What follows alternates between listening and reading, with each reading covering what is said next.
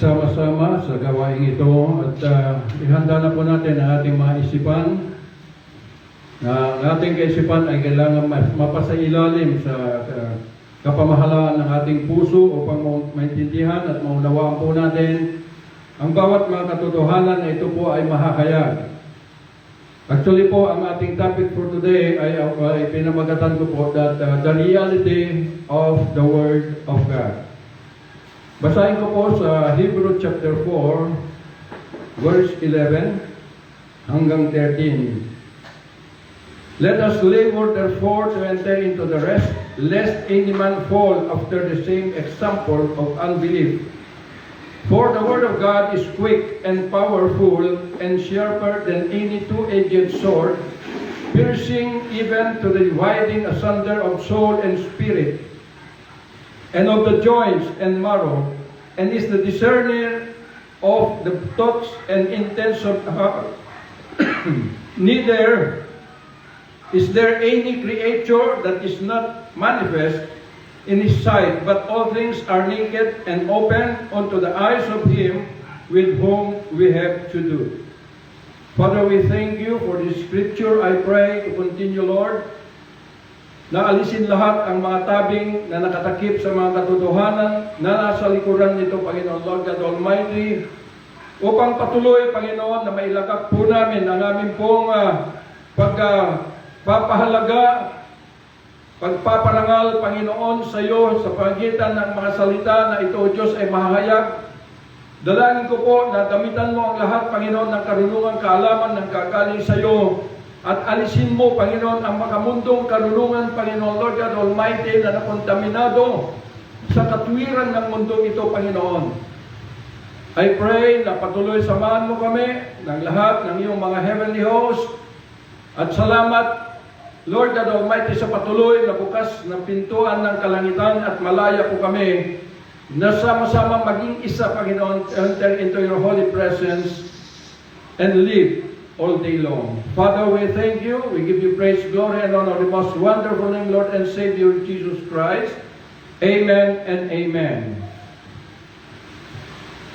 So, ang Biblia po ay napakahalaga at napakaganda. Dahil kung bubuksan po natin at basahin from Genesis to Revelation, dito po natin mapag-uunawaan ang tunay na katangian ng buhay na Diyos. Dito po natin makikita, matatagpuan na siya ang Diyos noon, ngayon at magpakailanman at hindi nagbabago. Ang kanyang pag-ibig ay tapat at dakila, at ang kanyang kadakilaan dito natin masusumpungan na maging ang ating mga buhay ay hindi po angkop sa kanyang karangalan. At makikita po natin na sa pamamagitan ng Biblia ay dito po makikita yung greatness o kadakilaan ng ating buhay na Diyos. Ang Biblia po ay ito po ay isang gabay upang matuntun po natin at makita ang landas sa ating pong paglalakbay sa daigdig na ito tungo po doon sa kaharian ng Diyos habang tayo'y nabubuhay. Isang kaharian na kung saan ay hindi natin matatagpuan sa ating physical na paningin, ngunit kapag ito ay nagkaroon tayo ng puso, yung mata ng ating puso ay makikita po ng ang kaharian ng Diyos. Kaya napakahalaga na tayo po ay magbasa dahil dito po natin malalaman ang lahat ng kahalagahan kung bakit at kung ano ang tunay na pag-ibig na nasa Diyos. Upang maibigay po natin ang tunay na karangalan, tunay na pagsamba sa Kanya sa buhay na Diyos. It's sad to say that ang Biblia po ay ginagamit na lamang na ito ay pinagdidibatihan. Ginagamit na lamang ang Biblia sa pamagitan ng bawat mga itinatayo na mga relihiyon, mga organization, upang lamang ipangaral sa mga tao ang kanila pong nabasa at napag-alaman. Ngunit kung babasahin po natin ang banal na kasulatan, ang tawag dito ay scripture. So, gabay. Kung babasahin po natin ang Old Testament, ay ito po yung history ng mga Israelitas na ang Diyos, ang kinakausap lang niya sa Old Testament ay ang mga Israel. Hanggang nung dumating ang Panginoong Hesus dito bilang tao, ay ang kanyang bayan, ang kanya pong hinanap. Kaya lamang nakakalungkot at ito po ay nagdadala ng confusion sa lahat ng mga tao dahil bilang tayo po ay mga hintil, Gentile by nature na hindi po kabahagi sa bayan ng Diyos, ay umaangkin sa mga salita o pangako ng Diyos sa kanyang bayang Israel. Gaya kapag kamayaman ng isang tao, at lalo pang nagpapayaman at inaangkin po niya yung salitang I know my plans for you, in book of Jeremiah, plans to prosper and not to harm you. Pero ang katotohanan, ang salitang ito ay naka-address lamang po sa mga Israel. Dahil kung tayo po bilang Gentile by nature nung panahon na yon, ay tayo po ay kaaway ng Diyos. Kaya po yung kanyang bayan, ang mission ay upang ubusin ang mga pagans, nagbibigay ng kapamahalaan kay Satan para maghari sa daigdig na ito. At dito natin makikita na kung paano po ang Diyos ay patuloy na inilagak ang kanyang pag-ibig sa kanyang mga bayan. Ang Israel po ay nanggaling sa remnant o binhi ni Abraham, at dahil doon sa kanya pong covenant between Abraham and God, ay ito po ay kahit na anong ginagawa ng kanyang bayan, because of that covenant, kahit na yung mga Israelitas ay nanduroon, sila'y matigas ang ulo, sila po ay nagbabangayan, sila po ay lumilihis ng kanilang landas, pero nandun ang Panginoon upang hanguin sila. Bakit? Because of His covenant to Abraham, na yung binhi ni Abraham is going to be blessed by God. Kaya makikita po natin sa Old Testament na kung paano nagagapi ang bayan ng Diyos kapag umaalis sila sa piling ng Panginoon. Ay pagka umiiyak sila ay nandun na sinasagip niya ang kanyang bayan. Hanggang dumating ang punto na sila po ay nag-commit ng transgression against the will of God. Na sila ay kanilang binitray yung pagtitiwala ng Diyos sa kanila, na sila yung magtataglay at magdadala ng karangalan ng Diyos sa daigdig na ito at katuparan ng kanyang layunin. Ngunit dito po ay nag-disobey dahil sa kanilang unbelief ay nag-disobey sila. Ngunit mula po nung panahon ni Propeta Malakay ay nanahimik ang mga propetas ng about 400 years. At dito po na makikita po natin na bagamat itong Israelitas ay napasama na sa mga makasalanan, gaya ng sinabi ni Paul sa Romans chapter 6 na lahat ay nagkasala dahil sa isang tao ay dumating ang kasalanan sa buong mundo at ang kamatayan ay lumaganap sa lahat ng mga tao dahil lahat ay nagkasala. Nabagamat ganun na nagkasala ang kanyang bayan, ay kanya pong ipinadala ang kanyang bugtong na anak na si Kristo Jesus na maipanganak in Bethlehem upang sa pamamagitan niya ay ma-restore yung legality ng Diyos na maghari sa pamamagitan ng physical na katawan ng ating pong Panginoong Jesus na ipinanganak sa daigdig na ito. Kaya nga kung makikita po natin ang sabi ng Panginoon, all authority has been given to me in heaven and on earth. In heaven because He is the Son of God, and on earth because He is the Son of Man. Kaya na-restore niya na yung kanyang kapanganakan ay hindi po ito yung mahalaga na kailangan kung anong taon, anong araw na ipinanganak na ito'y taon-taon na kailangan i-celebrate, kundi yung layunin ng kanyang kapanganakan sa laman, yun po ang kailangan pong bigyan ng kahalagahan.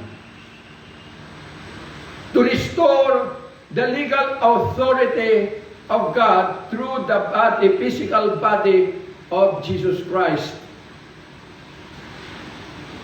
Kaya dito natin mapapatunayan yung kahalagahan ng covenant. Na bagamat ang bayan ng Diyos, Israel, ay naligaw na ang kanila pong landas at napasama na sa mundo na ating pong kinagisnan, sa kingdom ni Satan na nag-operates through the law of the flesh, napasama na sila, ngunit nagpadala pa rin ang Panginoon ng isang sugo, walang iba kundi si Jesus Christ, upang sakipin, dalhin ang kaligtasan sa kanyang bayan. Alam niyo po,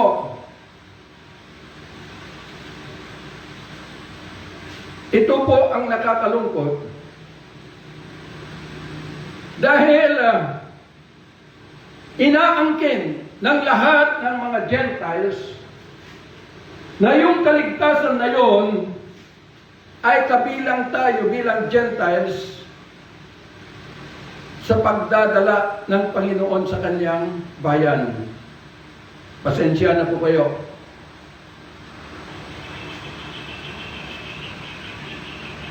Pinapatunayan ito sa Matthew chapter 16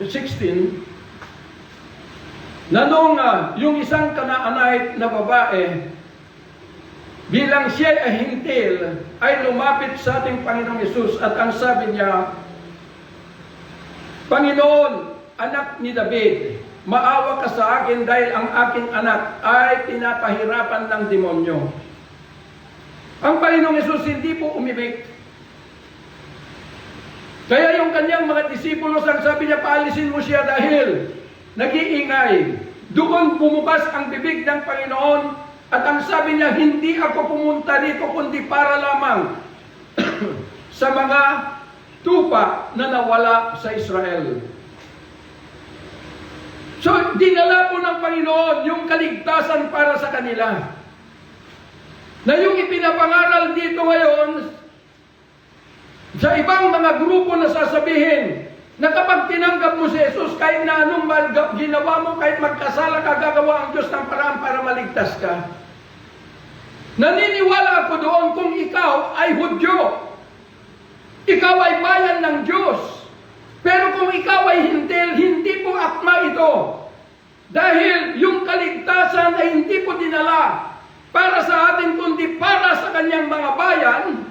Ngunit, ang sabi ng Panginoon, for God so loved the world that He gave His only begotten Son, that whosoever believeth in Him should not perish but have everlasting life.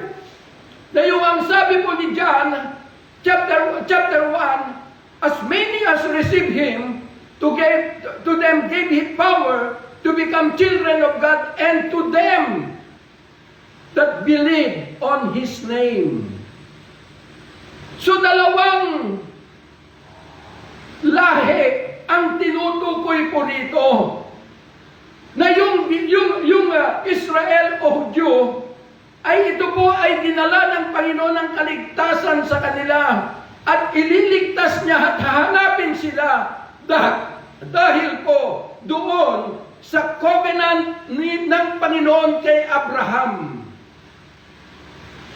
Ganun po kahalaga yung salitang covenant na maging ang Diyos ay hindi po niya pwedeng sirain. Kaya hinahanap niya yung kanyang bayan. Pero noong dumating yung araw na kung saan ay pumunta na ang Panginoong Hesus in the cross of Calvary, ay dito nabuksan ang pintuan. Kaya nga magkaiba yung pong kapamaraanan ng Diyos kung paano niya iligtas ang buong mundo. Sa mga Hudyo ay talagang hahanapin niya dahil ito yung kanyang bayan. Kaya dinala niya ang kaligtasan. Pero sa atin mga minamahal na mga kapatid, noong pong dumating na yung pong redemption, ay dito na po ipinahayag. Dito na po nakita ang mga hintil at hindi po niya dinala sa atin, kundi ini-o-offer niya sa atin. Gusto niyo ba itong kaligtasan? Dahil, bakit ini-o-offer lang? Kasi tayo po ay mga estranghero sa kanyang bayan. Hindi tayo kapamilya. Yun yung dahilan na hindi niya pwedeng dalhin sa atin, kundi ini-o-offer niya ito kung gusto mo o hindi. Kaya nga believer, ang sabi, as many as receive Him, Israel yun. To them gave He power to become children of God, and even to them that believe on His name. Believe, mga hintil, na ito ay lubos na naniwala kay Kristo. Ulitin ko kung ano pa yung believe. Kaya nga, pinapipili tayo dahil hindi po pwedeng dalhin sa'yo dahil ikaw ang magdidesisyon bilang Gentiles kung gusto mo o hindi. Binagkalooban ka ng Diyos the opportunity to use your freedom of choice. Ganito po yon. Ang isang lalaki, kapag nanligaw sa babae, walang ibang gagawin niya kundi mangako ng mangako. At meron siyang ipinapangako sa kanya na ibibigay. Itong babae, nakikinig, pero hindi pwedeng pwersahin ang lalaki. Bakit? Kasi hindi niya kapamilya. Nasa babae ang kanyang desisyon kung gusto niya o hindi. Kung ayaw niya, walang magagawa ang lalaki. Pero kung gusto niya, ibig sabihin, at tinanggap niya yung lalaki, ay yung babae, kapag kasumama na sa lalaki, alsabalutan, na aliakunin na lahat yung kanyang mga damit, at lalabas na sa kanyang pamilya, at sasama na dito sa lalaki, at mag-umpisa sila ng bagong panimula ng buhay. Ganun po ang Panginoong Hesus. All truth are parallel. Ibig pong sabihin, na bilang tayo ay estranghero sa kanyang bayan, ang tanging kapamaraanan ng Diyos para tayo ay magkaroon ng puwang na mapabilang sa kanyang bayan is to establish our covenant relationship to Christ. Yun po. Hindi po ibig sabihin na yung sinabi po sa Ephesians chapter 2, na ang sabi doon, na yung dalawang nasyon sa pamamagitan ng banal na dugo ng Panginoong Hesus ay naging isa na. Ibig pong sabihin na yung Hudyo at yung Gentile ay nagkaroon na siya ng karapatan, bukas na pintuan na magdesisyon na pumasok na dito sa kingdom ng Panginoong Hesus upang yung Hudyo at siya ay maging isa na. Hindi mo ibig sabihin na noong bumulwak ang dugo ng Panginoong Hesus, ay ganun na lamang, nakabahagi na ang buong mundo. Hindi po. Meron pong proseso na upang tayo po ay maging kabahagi at magiging isa na kasama ang mga Hudyo, ay kailangan pong magdesisyon ka. Ibig sabihin, ang pamilya na pinanggalingan po natin, inuulit ko, ay dito na po tayo ipinanganak sa kingdom ni Satan through the law of the flesh. At ito na yung pong nakasanayan natin na sinusunod, dahil ito yung nag-impluensya sa ating kaisipan upang mahubog po tayo sa katwiran ng pagkatao ng laman. Kaya lang itong buhay na ito ay taliwas sa kingdom ng Panginoon. Ngunit nakita po niya tayo, dahil tayo po ay alam ng Diyos na biktima, inibig niya tayo, ngunit tayo ngayon ang tutugon kung iibigin din natin siya. Meron siyang pangako. Kaya kapag ka ito ay tinanggap mo siya at lumabas ka, iniwan mo ang kingdom ni Satan at pumasok ka na sa kingdom ni Jesus Christ, ibig pong sabihin, bakit? Because you are a believer for Christ. Yun po yung ibig sabihin. Yung babae, hindi maaaring lumabas kung wala siyang paniniwala sa nanliligaw sa kanya. Pero kapag meron na siyang paniniwala sa nanligaw sa kanya, kailangan lumabas siya sa kanyang pamilya, sa batas na kanyang nakagisnan mula sa kanyang kapanganakan, at magkakaroon ng pag-uumpisa ng bagong batas sa bagong pamilya na kanilang bubuuin. Ganon din po sa Panginoon. Ang masakit ngayon, ang naituturo, ang sasabihin, tanggapin mo lang si Kristo at ikaw ay mananampalataya ka na. Mga kapatid, nagkakamali po tayo. Dahil ang Biblia, ibinigay sa atin, hindi upang ituro lamang ito, kundi una sa lahat, mauunawaan mo ito at katagpuin mo muna yung buhay na Kristo. At kapag natagpuan mo siya at ikaw ay nakapasok na sa buhay mo, then lo, ikaw na ang tinawag na tagapagturo o tagapagpahayag ng katotohanan. Hallelujah.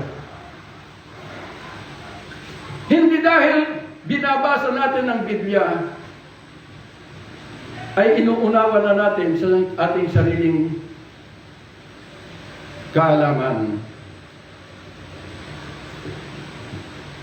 Doon kay Isaiah, bagamat may batas na ito ay itinuturo sa kanila,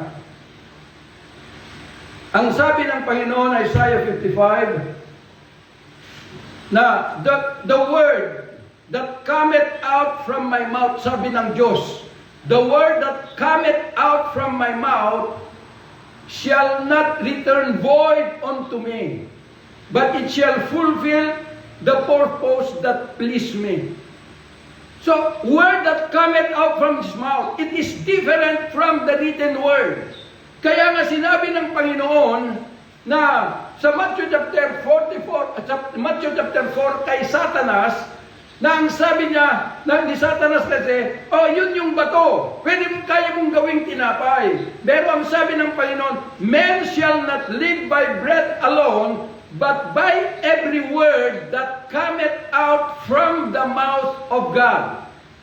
Cometh out from the mouth of God, it is different from the written word. Dahil kapag ka nabasa mo at nalaman mo at naunawaan mo, ibig pong sabihin, una sa lahat, lumabas ka sa mundo na iyong kinapanganakan, katagpuin mo the risen Christ, at kapag natagpuan mo, then the risen Christ is going to enthrone in your mortal being, at dito, idadamitan ka na ng napakagandang damit na kahit na yung karumihan mo bilang hintil ay mabubura, ikaw na ang pinakamagandang tanawin ng Diyos sa daigdig na ito. Kaya meron ka ng access directly to the living God at maririnig mo na yung kanyang tinig, yung kanyang boses with your spirit or your heart that Jesus is going to clothe you upang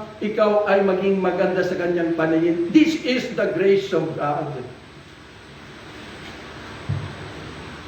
Kaya makikita po ninyo, ang daming mga papastor, it's sad to say, nakakalungkot, na imbes na maparangalan ang Diyos, nasisira ang kanyang karangalan. Dahil makikita mo ang ganda-ganda pag magsasalita sa pulpito.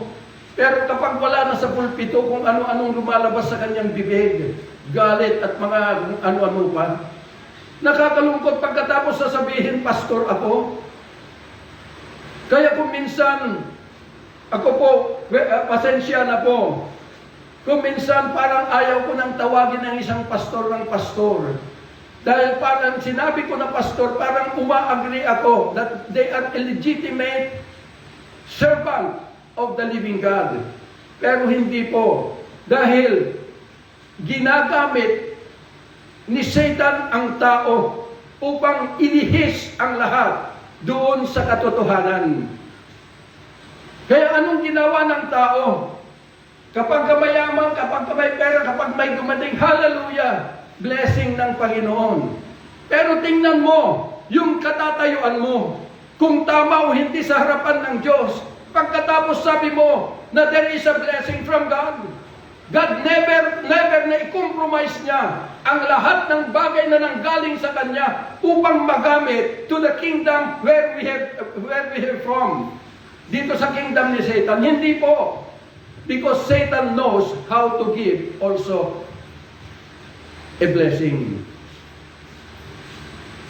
Dahil kung titingnan po natin, Matthew chapter 4, nang sabi niya sa Panginoong Yesus, nung tinawag niya, dinala sa pinnacle, at sabi niya, tingnan mo ang lahat ng ito.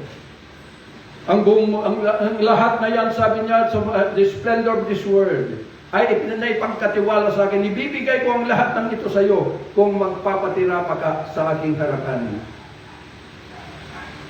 Kaya yun yung layunin ni Satan upang linlangin ang mga tao, upang yung kaisipan ng tao ay magagapos sa pagpapahalaga sa mundong ito.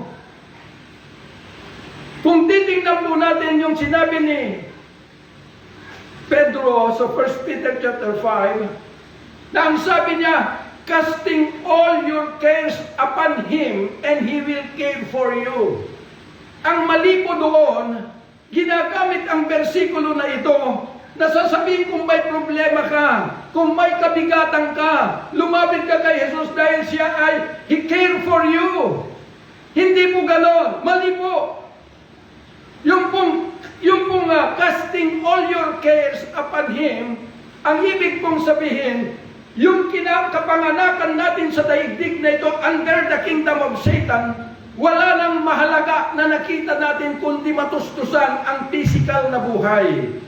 Dahil nakabilanggo tayo o kaluluwa sa katawan na ito, na kapag ang physical na buhay ay hindi ito mapakain ng masarap at madamitan, magdurusa yung kaluluwa, magdurusa ka sa loob ng katawan na yan. Kaya yun po yung sinasabi, yun po yung casting, yung care, kaya nga, cares of this world. Kaya nahulog. Ngunit ang sabi ni Pedro, yung pagpapahalaga mo sa daigdig na ito, ilagak mo na kay Jesus dahil siya ang nagpapahalaga sa iyo. Hindi na sa daigdig na ito'y naging kasiraan ng lahat, na sumira sa karangalan ng Diyos, na sumira sa kanyang kadakilaan, na kapag magsalita tayo, kung sasabihin natin na tayo ay taglay natin ang salita ng Diyos dahil tayo ay lingkod ni Kristo, pero ganito yung ipinapakita natin, whatever na makikita sa iyong pag-uugali at tao, galon mo po isinasalarawan ang katauhan ng Diyos na sinasabi mong pinaglilingkuran mo. Kaya mag-ingat po tayo. Kaya po, meron na po tayong access. When we become a believer, then we receive the grace of God. At dahil natanggap na po natin the grace of God, meron na po tayong direct access to the living God para marinig ang kanyang tinig because Christ, the risen Christ, is enthroned Himself in our mortal being. Dito mo na masasabi na kapiling mo ang Diyos. Dito mo na masasabi na ng Hudyo at ikaw ay iisa na. Bakit? Dahil na-transform ka. But tandaan po ninyo, it is because of covenant relationship. Na yung covenant, hindi mo po pwedeng sirain. Life and death ang kapalit. Kailangan panatiliin mo your covenant relationship to Christ. Nakagaya ang Diyos kung paano niya pinanatili yung kanyang covenant na ibinigay kay Amang Abraham na hanggang ngayon ay nandun na nakaantabay sa kanyang bayan sa kanilang kaligtasan. Huwag po tayong mamisled. Ang daming, kapag nakarinig lang magtuturo pero yung buhay niya hindi angkop. Kailangan pong maging angkop yung buhay po natin. Kaya maaari nating sabihin natin na kapag ka tayo po ay natanggap na natin the grace of God and living in the presence of the risen Christ all day long, kabahagi na po tayo sa sinabi ng Panginoon na ang sabi niya,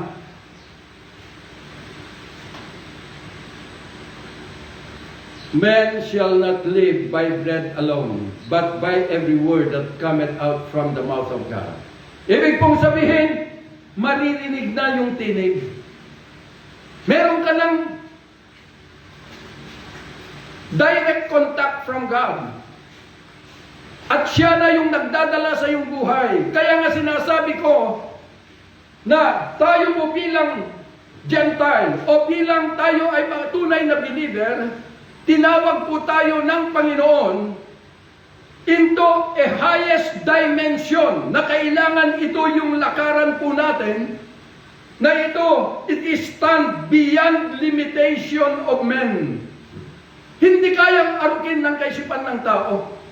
Hindi kayang abutin ng kaalaman ng tao sino man ang pinakamarunong sa Bible school. Hindi po. Because the mind ng tao is limited. But the heart of God, it ay kahit napakalalim ang kanyang naaabot, napakalawak. It is stand beyond limitation of men.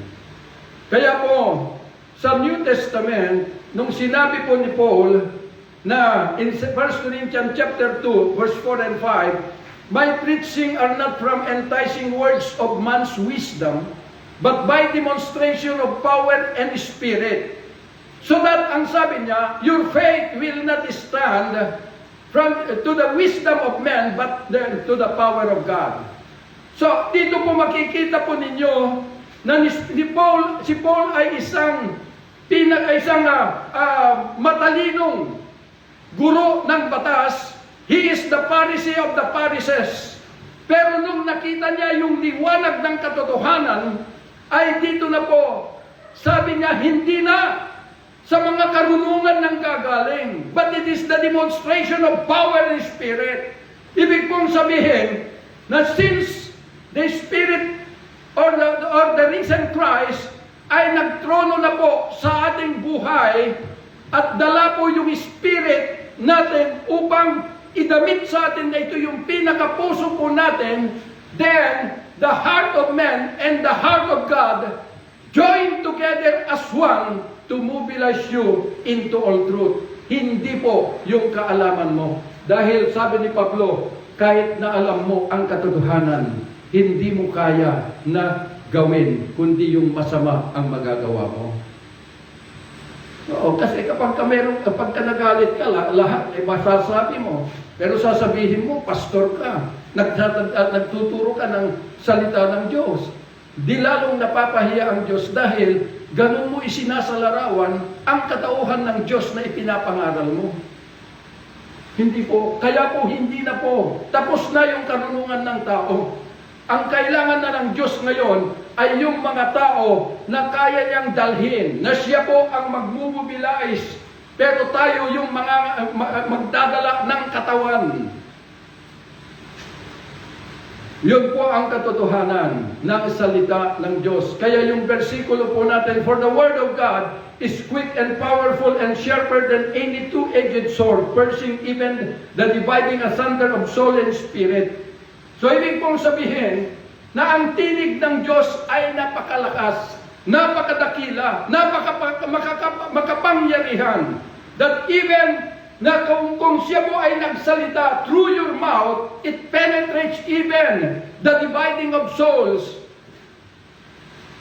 and dividing of soul and spirit and of the joints and marrows. Ganun po kakapangyarihan. Ang masakit ngayon, dahil marami pong nangangaral na yung mga Old Testament na nangungusap ang Panginoon sa kanyang mga bayan, inaangking ng mga Gentile. Pagka sinabing Gentile, once na ikaw ay nagtuturo ng salita, hindi ka pa matatawag na believer kung hindi ka nakalabas from your carnal mind. You are still unbeliever. Because a true believer ay thoroughly naiwanan na niya, natalikdan na niya yung karnal na pag-iisip at napalitan ng pag-iisip na nasa Diyos. Kaya kahit na anong mangyari, example, kapag ang isang tao, siyempre, pupunta, pwede bang umutang ako ng isang ganito? O nabigyan ka ng nabigyan mo siya. Alam mo, kapag kataglay mo ang pag-ibig ng Diyos, hindi mo nahihintayin na ibalik pa. Nasa Kanya na kung may balik niya. Yun po ang katotohanan. Hindi po dito mo gagamitin para magsalita ka ng masama, magsalita ka kung ano pa man. You are not a servant of God, but still a servant of darkness. Dahil maging sa religion, ginagamit ang Biblia. Tandaan po ninyo yan. Kaya bago po ipagkaloob ng Diyos, yung salita na ito ay magbabago sa buhay mo at buhay ng mga tao, kinakailangan po makita mo yung katotohanan na nasa Scripture na kailangan lumabas ka na at katagpuin ang buhay na Kristo. At dito na ninyo i-establish the covenant relationship between Christ and you. Kaya dito na po, yung salita ng Diyos ay araw-araw, oras-oras ay naririnig mo. Hindi po parang kalimbang na ito yung na tumutunog na maririnig mo, but it will penetrate even, sabi niya dito, the dividing of soul and spirit, and even the marrows and the bones. So ibig pong sabihin, dito mo mararamdaman ang tinig ng Diyos in the presence of the risen Christ. That is the reality of the Word of God. Hindi po salita na pinag-aaralan, pupunta ka sa Bible school upang ibilanggo ka sa kanunungan ng tao. Sorry to say that, but that is real. Dahil hindi po natatanggap ng sinupan ng galing doon. That yung pong greatest move o pagkilos ng Diyos, di po nila natatanggap. Kundi ang alam nila, sabi nila, kailangan nasa kasulatan lang tayo. Tapos doon lang, sabi nila. So ibig kong sabihin, yung sabi ng Panginoon, nang sabi niya, sinasaliksik mo ang kasulatan. Dahil dito, meron kayong buhay na walang hanggan at totoo. Dahil ito ang nagpapatunay sa akin. Pero, di naman kayo lumapit sa akin. Kaya po, mag-isip-isip na po tayo. Dahil ang tinig ng Diyos ay hindi na po nanggagaling sa Biblia, pero dito manggagaling kung paano mo hanapin siya. Kung paano mo siya kikilalanin. Kung paano mo malalaman kung sino siya. Huwag mong angkinin ang mga pangako ng Diyos sa kanyang mga bayan. Dahil you are not a a Jew, an Israel, but we, being a Gentile, tayo po ay matransform as a church, a living church. Kaya po maraming nagkakamali dahil marami pong nangangaral. Even yung mga organization, ipinapangaral si Jesus. Kaya po maraming naniniwala sa kanila, but never na natakpuan nila ang tunay na buhay. Kundi nananatili sila doon sa buhay under the kingdom of Satan through the law of the flesh. Yun lamang po mga minamahal na mga kapatid, at I pray na ito po ay magbigay sa atin ng direksyon upang katakpuin muna natin ang buhay na Diyos at tayo po ay madamitan ng biyaya niya na nagtataglay ng love and compassion. Kaya salamat po at magandang tanghali po sa inyong lahat. Manalangin po tayo. Father, we thank you for this day, for the word that you have given unto us. Father, we thank you, I pray, na magkaroon po ng katuparan sa aming mga buhay, sa bawat buhay ng nakarinig nito, Panginoon. And I declare that everyone will become victorious as we continue our journey here on planet Earth. Lord God Almighty, natawirin ang daigdig na ito hanggang sa iyong kaharian. Salamat po, Panginoon, and I pray na Lord God Almighty, na magkaroon na po kami ng tunay na landas at tunay na buhay, Panginoon, na ito, Diyos, nilayon mo na mangyari sa bawat buhay po namin. I pray that the highest favor shall abide each and every one of all these people of yours, now and forever. Father, thank you in Jesus' mighty name. Amen.